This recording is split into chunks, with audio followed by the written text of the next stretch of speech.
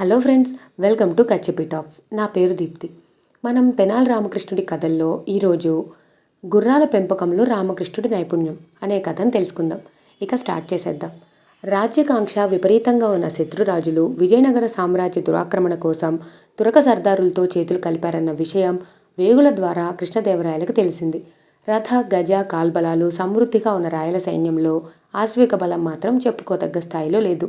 కానీ యుద్ధంలో విజయం సాధించడానికి గుర్రాలే కీలకమైనవి. మెరుపు వేగంతో కదులుతూ శత్రువుపై ఆకస్మికంగా దాడి చేయడానికి గుర్రాలే ఉపయోగపడతాయి. అవి కొరతగా ఉండడంతో రాయలవారికి దిగులు పట్టుకుంది. శత్రుకూటమి బలంగా మారి ఏ క్షణంలోనైనా రాజ్యం మీదకి విరుచుకుపడే ప్రమాదం ఉంది. ఏమిటి మార్గమని మహామంత్రి తిమ్మరసుని సంప్రదించగా అతడు, ప్రభు, మన మిత్రరాజ్యాల వారికి గుర్రాల్ని పంపమని కబురు చేద్దాం. మన అశ్వశాలలో వాటిని పోషిస్తూ సైన్యాన్ని సర్వసన్నద్ధంగా ఉంచుదాం. సమస్య కొంతవరకు పరిష్కారం అవుతుంది అని రాయలవారికి సలహా ఇచ్చాడు. ఈ సలహా ఊహించిన దానికన్నా అద్భుతంగా ఫలితం చూపింది.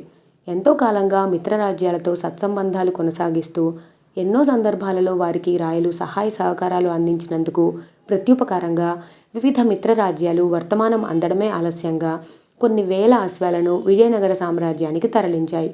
దాంతో అశ్వశాల నిండిపోయిన అనేక వేల అశ్వాలు ఇంకా మిగిలిపోయి ఉన్నాయి.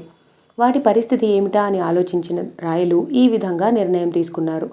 వీటిని తిరిగి పంపించి వేయడం మంచి పద్ధతి కాదు. పైగా వీటి అవసరం కూడా మనకి ఉంది. అందువల్ల దివాణంలోని ఉద్యోగస్తులకు, సమస్త దాసీ జనానికి, ఆస్థాన ప్రముఖులకు, కవి పండితులకు ఆ గుర్రాలనిచ్చి పోషించడానికి ఆహారం, ధనం ఇద్దాం. నెల రోజుల పాటు వీరి పెంపకాన్ని పరిశీలిద్దాం. బాగుందనుకుంటే కొనసాగిద్దాం. కేవలం రాజధానిలో ఉంటున్న ప్రజలకే గుర్రాలనివ్వడం వల్ల యుద్ధం వస్తే రణరంగానికి సైన్యాన్ని తరలించడం కూడా సులభమవుతుంది. ఈ విధమైన నిర్ణయానికి వచ్చిన కృష్ణదేవరాయలు వెంటనే దాన్ని అమలు చేశారు.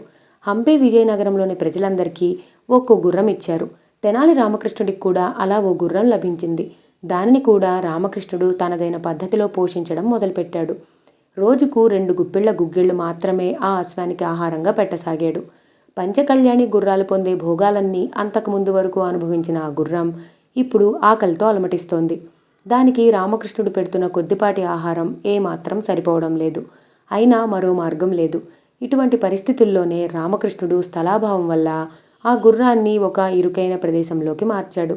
ఈ కొత్త ప్రదేశం కనీసం తోక కదలటానికి కూడా వీలు కల్పించినంత ఇరుకుగా ఉంది.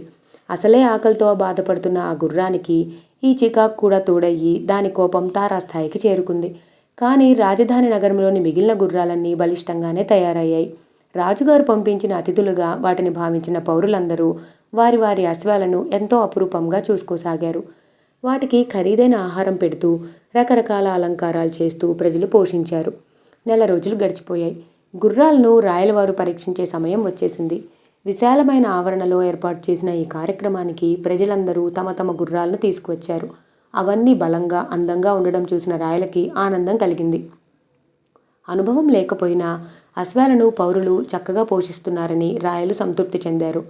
అశ్వాలను పరీక్షించే కార్యక్రమానికి రామకృష్ణుడు తన అశ్వాన్ని తీసుకురాలేదు. కారణం ఏమిటని ప్రశ్నించిన రాయలతో రామకృష్ణుడు, ప్రభు, మీరు పోషించమని నాకిచ్చిన ఆ గుర్రం నా మాట వినడం లేదు. అసలు దగ్గరికే రానివ్వడం లేదు. దాని మెడలు వంచి ఇక్కడికి తీసుకురాగలిగే శక్తి సామర్థ్యాలు నాకు లేవు. మీరే ఏదో ఒక పరిష్కారం ఆలోచించాలి ప్రభు అని సమాధానమిచ్చాడు. రామకృష్ణుడు పిల్లి పెంపకంలో ఎదురైన అనుభవాల్ని దృష్టిలో పెట్టుకుని ఈసారి గుర్రాన్ని సక్రమంగానే పోషించి ఉంటాడని భావించిన రాయలు, ఇందులో బాధపడటానికి ఏమీ లేదు రామకృష్ణ. బలిష్టంగా తయారైన గుర్రాలు ఆ మాత్రం పొగరు చూపిస్తూ మొండికేయడం సహజమే. మనమే దాని దగ్గరికి వెళదాం. అశ్వశిక్షకుణ్ణి కూడా వెంట తీసుకువెళ్దాం. పద మీ ఇంటికి అనడంతో అందరూ కలిసి రామకృష్ణుడి ఇంటి దగ్గర ఆ గుర్రం ఉన్న ఇరుకైన ప్రదేశానికి వెళ్లారు. వెళ్ళాక ఆ గుర్రాన్ని తీసుకురావాల్సిందిగా రాయలవారు అశ్వశిక్షకుణ్ణి ఆదేశించారు. అతడు గుర్రాన్ని సమీపించాడు. అది కూర్చుని ఉంది. లేపి తీసుకువద్దామని శిక్షకుడు ముందుకు వంగాడు. సరైన ఆహారం లేక నీరసించిపోయిన ఆ గుర్రానికి కళ్ళు బైర్లు కమ్మడంతో ఆ అశ్వశిక్షకుడి గుబురు గడ్డాన్ని గడ్డి పరకలనుకుని గట్టిగా పట్టుకుంది. ఆకలితో అలమటిస్తున్న ఆ అశ్వం ఆహారంగా భావించిన అతడి గడ్డాన్ని ఎట్టి పరిస్థితుల్లోనూ వదలకుండా నమలడం ప్రారంభించింది.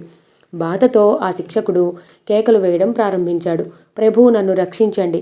ఇది నన్ను వదిలిపెట్టేలా లేదు. నా గడ్డం లాగేస్తోంది అని అరవడంతో రాయలవారి సూచన మేరకు కొంతమంది భటులు అతడి గడ్డాన్ని మొదలు వరకు కత్తిరించి గుర్రం బారి నుండి రక్షించారు.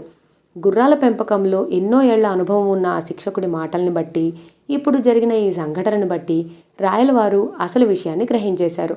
రామకృష్ణుడు గుర్రానికి తిండి పెట్టకుండా మార్చి అటూ ఇటూ కదలటానికి కూడా వీల్లేని స్థలంలో కట్టేశాడని, అందుకే అది ఇలా ప్రవర్తించిందని. ఆగ్రహించిన రాయలవారు ఎందుకిలా చేశావు అని రామకృష్ణుడిని ప్రశ్నించడంతో అతను ఇలా వివరించాడు. ప్రభు, ఎప్పుడు వచ్చి మీద పడతారో తెలియని శత్రువుల దాడిని సమర్థవంతంగా ఎదుర్కొనేందుకే మనం ఈ గుర్రాలను పోషిస్తున్నాం. ఇటువంటి సందర్భంలో గుర్రాలు ఎంతో చురుకుగా చకచకా పరుగులు తీయటానికి సిద్ధంగా ఉండాలి. కానీ సరైన పర్యవేక్షణ, శిక్షణ లేకుండా కేవలం వేళకింత ఆహారం మాత్రమే పెడుతూ అలంకరణలు చేస్తూ అపురూపంగా చూసుకోవటం వల్ల మన లక్ష్యం దెబ్బతింటోంది అన్నాడు రామకృష్ణుడు. విషయం పూర్తిగా అర్థం కాని కృష్ణదేవరాయలు వివరించమన్నట్టుగా చూశారు. అప్పుడు మళ్ళీ రామకృష్ణుడు ఇలా వివరించాడు. సరైన ఆహారం పెట్టకుండా ఎన్నో ఇబ్బందులకు గురి చేస్తేనే నా గుర్రం నా మాట వినడం లేదే, మరి సకల సౌకర్యాలు కల్పించి మంచి ఆహారం పెడుతున్నందుకు మిగిలిన మన గుర్రాలు ఎంత పొగరుగా ఉంటాయో ఆలోచించండి. నెల రోజులుగా శిక్షణకు దూరమై బద్ధకం పెరిగిపోయిన ఈ అశ్వాలు యుద్ధంలో మనకి ఏ విధంగా సహకరిస్తాయి ప్రభు అని రామకృష్ణుడు ప్రశ్నించడంతో రాయలవారు సమాధానం చెప్పలేకపోయారు. లోపం ఎక్కడ జరిగిందో రాయలకి అప్పుడు అర్థమైంది. శిక్షణ, పర్యవేక్షణ లేకుండా గుర్రాలను ఎంత బలిష్టంగా పెంచినా ప్రయోజనం ఉండదని తెలుసుకుని ఆ దిశగా చర్యలు తీసుకున్నారు. ముందు చూపుతో ఆలోచించి సకాలంలో తన తప్పును తెలియచేసినందుకు రాయలవారు రామకృష్ణుడికి బహుమానాలు అందజేశారు. ఇదండి ఈరోజు స్టోరీ. సో మీ అందరికీ ఈ కథ నచ్చితే ఛానల్ని ఖచ్చితంగా సబ్స్క్రైబ్ చేసుకోండి. Thank you for watching.